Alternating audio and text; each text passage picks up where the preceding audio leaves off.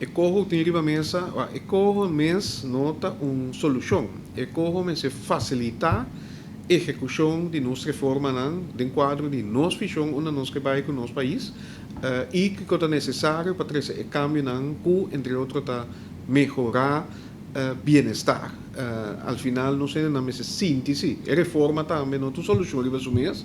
O impacto de reforma, por exemplo, se nós para pedir mercado laboral, se mais gente trabalha em trabalho, ou mais gente trabalha em trabalho fijo, produtividade está subir e salário não de gente também está subir. O primeiro se para pedir gente desempregado, é uma área sumamente importante, pero tem gente empleada para hopi anos que está pegar de mesmo salário, mientras tanto, que o custo de vida está subindo.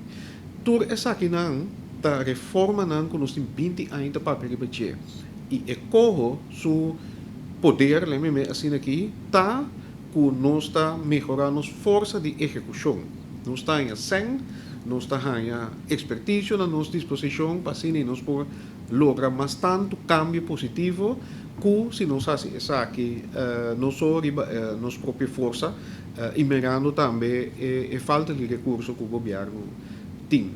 Pois sim, a visita mira um potencial impacto, se essa aqui verdade, vou se lo cargar do governo Holanda e o compromisso para vou dar conteúdo na aporte, seja também no financeiro, expertise ou facilitar a entrada na outra fonte de financiamento, por exemplo, União Europeia, Banco Mundial, IMF, etc.